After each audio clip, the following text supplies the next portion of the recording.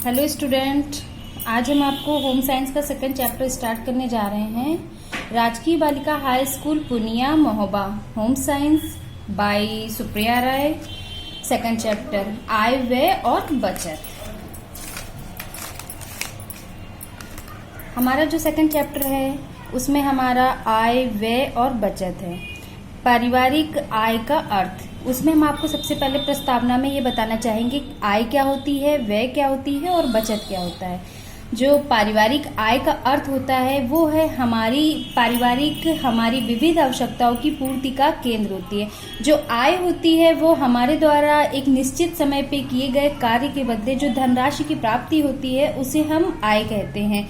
आय हमारी कई प्रकार से मिलती है, मासिक तौर पे, महीने के तौर पे, साप्ताहिक तौर पे मतलब सप्ताह में 7 दिन द्वारा किए गए कार्य के बदले, दिवस के तौर पे मतलब 1 दिवसीय कार्य के बदले आपने दिन भर कार्य करा और उसके बदले आपको राशि की प्राप्ति हुई, वो होती है दिवसीय।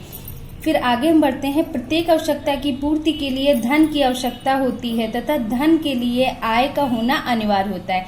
हमारे संसाधनों की पूर्ति के लिए हमें धन, आज के समय में धन का होना बहुत ही जरूरी होता है। आय एक निश्चित अवधि में अर्जित की गई वह राशि है जो आर्थिक प्रयासों के फलस्वरूप प्राप्त होती है तथा जिसमें कुछ अन्य सुविधाएं भी सम्मिलित होती हैं।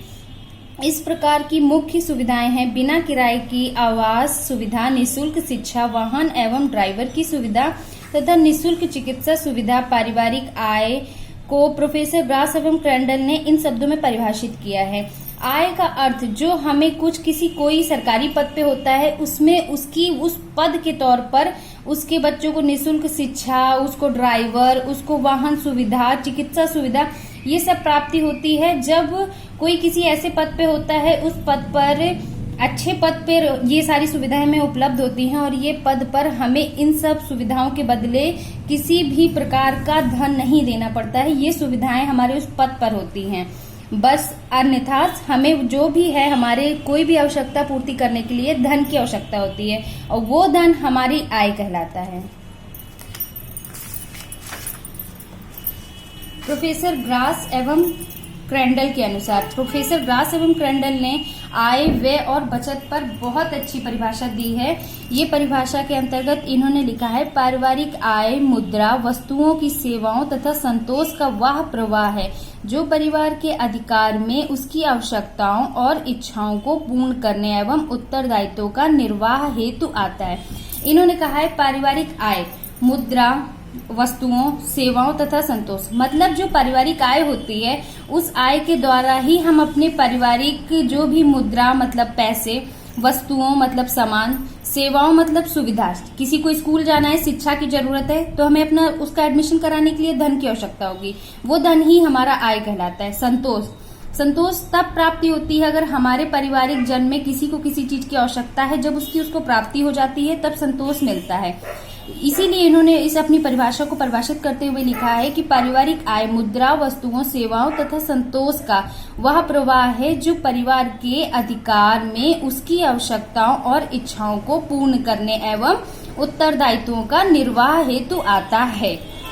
नेक्स्ट है, इन्होंने परिभाषा को क्या डिफाइन किया हुआ है, उसमें है प्रस्तुत परिभाषा को ध्यान रखते हुए पारिवारिक आय का विस्तृत स्पष्टीकरण प्राप्त किया जा सकता है। परिवार की आय में मुख्य रूप से परिवार के प्रधान सदस्य द्वारा अर्जित किए जाने वाला धन सम्मिलित होता है, परंतु उसके अतिरिक्त यदि घर में अन्य व्यक्ति भी किसी या किन्हीं साधनों से धन अर्जित करते हैं तो उसे भी पारिवारिक आय में सम्मिलित कर लिया जाता है। इसके अतिरिक्त परिवार में अपनी चल या अचल संपत्ति के माध्यम से भी यदि कुछ धन की प्राप्ति हो रही है। अब हमारी चल और अचल संपत्ति क्या है? चल और अचल संपत्ति ये होती है हमने जो भी धन द्वारा अर्जित किया है या हमें हमारे पुश्तैनी पीढ़ी से मिला है, हमने कुछ अर्जित करा है, उसके बदले हमने प्लॉट ले लिया, मकान बनवा लिया प्लॉट में, या किराएदार हमने रख दिया, उसके बदले जो हमें प्राप्ति हुई। अचल संपत्ति ये होती है कि हमें किसी भी प्रकार से पीढ़ी दर पीढ़ी जैसे हमें प्राप्त होती है कोई संपत्ति, उसके माध्यम से भी हमें धन की, जैसे खेती होती है, खेती हमारी पुश्तैनी मिल गई, उस पे जो भी खेती हो रही है उसके बदले जो हमें धन की प्राप्ति हो रही है वो हमारी अचल संपत्ति कहलाती है। मकान या दुकान का किराया, धन जमा करना, ब्याज की प्राप्ति, ये सब हमारी चल अचल संपत्ति में आता है। प्राप्त होता है तो उसे भी परिवार की आय में ही जोड़ा जाता है। ये डिफिनेशन, ये परिभाषा हमारी है ग्रॉस एवं क्रेंडल के अनुसार, जिन्होंने आय और व्यय और बचत को परिभाषित किया है। अब पारिवारिक आय के प्रकार। पारिवारिक आय का जो प्रकार है ये 2 प्रकार के माने जाते हैं, जिनका संक्षिप्त परिचय निम्नवत है। नंबर 1 प्रत्यक्ष, इसको कहते हैं इंग्लिश में डायरेक्ट इनकम। दूसरी है आपकी अप्रत्यक्ष आय, इनडायरेक्ट इनकम। जो प्रत्यक्ष आय है वो है परिवार आय का मुख्य रूप या प्रकार प्रत्यक्ष आय।